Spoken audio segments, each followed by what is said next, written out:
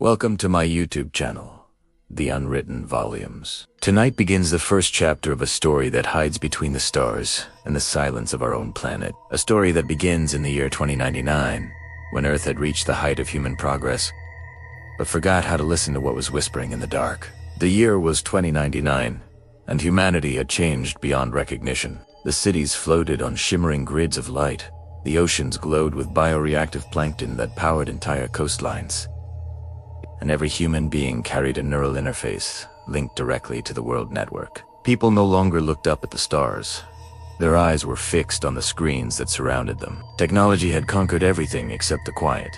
In a small town called Cedar Grove, tucked between the frozen hills of northern Montana, life moved slower. It was one of the few remaining places that still felt human, where pine trees still sang in the wind, and you could walk 4 miles without seeing a drone overhead. Most who lived there were old, retired, or simply tired of the endless speed of the outside world.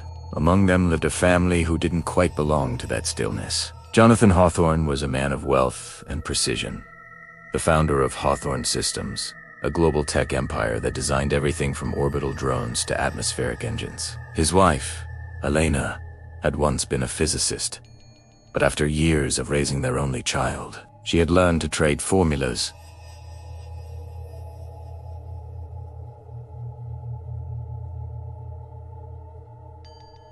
for patience. And then there was Lena Hawthorne, 19 years old, a college sophomore at Montana State Virtual, and utterly fascinated by the unknown. Lena was unlike anyone else in Cedar Grove.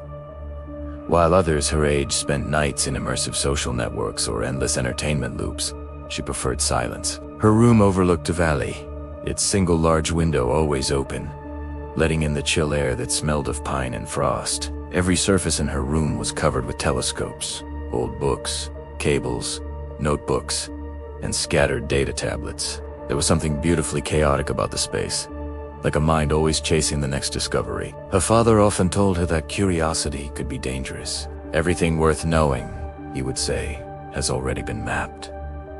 But Lena didn't believe that. She believed the greatest truths were hidden in plain sight, waiting for someone stubborn enough to look long enough. 4 weeks. Rumors had spread through every network feed. Strange lights had been seen moving through the upper atmosphere. Not meteors, not satellites, but something else. The government denied the stories, but the people didn't stop talking. A few called it propaganda. Some called it hope. Lena simply called it a reason to stay up late. It was late October when she first saw it. The night was sharp and quiet, the kind of cold that made the stars look closer than they were. Lena sat cross-legged on the floor beside her largest telescope, an antique Orion LX9000. She had restored herself. The telescope's silver frame caught the moonlight, and the faint hum of her computer filled the room. She adjusted the lens toward the northwest sky, eyes tired but steady. Hours passed. She almost gave up. Untila flash, quick and electric, cut across her screen. Her pulse jumped. At first, she thought it was interference.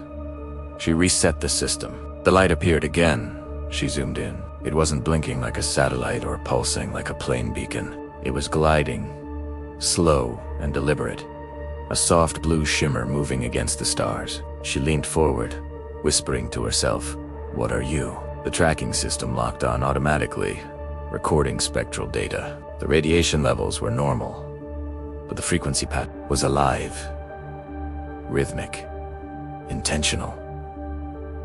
She scribbled notes on a torn page, the kind filled with constellations she had drawn since she was a child. She hesitated for a long second, then grabbed her tablet and ran downstairs. Her father was still awake, standing before a wall-sized display of glowing charts. "Dad," she said, breathless, "you need to see this."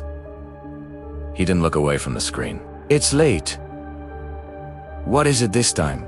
"Something's moving near the stratosphere. I've tracked it twice now. It's not a drone, not a satellite, and it's not random." He sighed, finally turning to face her. "Probably atmospheric distortion. You know how the optics get this time of year?" Lena shook her head. "No, it's changing direction, intentionally. It's sending a pattern." Her mother appeared from the kitchen doorway, a towel in hand. "Sweetheart, You've been awake for almost 2 days. Eat something and sleep. You can study it again tomorrow." Lena looked from her mother to her father, frustrated but quiet. She knew that tone. The tone that ended the conversation. She gave a small nod and went back upstairs. Dinner sat untouched on the counter. The rest of the house slept, but Lena couldn't stop thinking about that light. By 1:30 in the morning, she was back at her telescope. The valley was wrapped in fog. The moon had dipped behind the mountains, leaving the sky black and infinite. She stared into the eyepiece and found it again. The same pale blue glow. This time, closer, clearer. It moved slowly above the horizon, then stopped, as if aware of being watched. Her heart pounded. The telescope's recorder clicked rapidly. The light pulsed 3 times. Once, twice, thrice. The rhythm was clean, measured, mathematical. She whispered the intervals aloud, tapping her pen against the desk in time with the flashes. Then the light darted upward and vanished. She sat frozen, watching the empty sky. The air around her felt charged, like the moment before lightning strikes. Something deep in her chest told her that this wasn't over. By morning, the world confirmed her fear. Every major network and feed reported the same thing. Multiple verified sightings across 5 states, civilian videos, government scans, even satellite captures. The president's spokesperson gave a statement calling it an unidentified aerial phenomenon under analysis. But the world had already decided.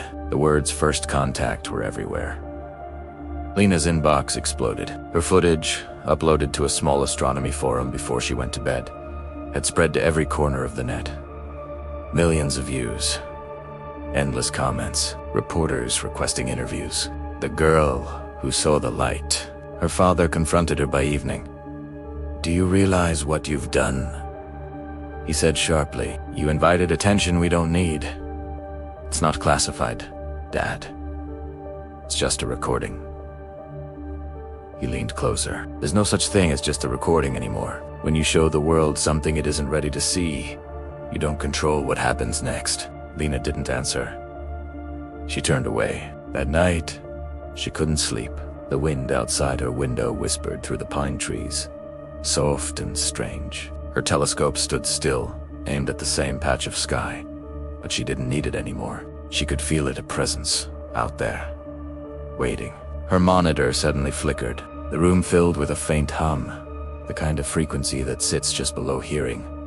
The screen turned black. For a moment, she thought it had died. Then, white letters appeared, one by one. "You saw us first." Lena's breath caught. Her fingers hovered over the keyboard, too afraid to move. The text blinked, then changed. "Keep watching." The monitor went dark again. The hum faded. The silence returned.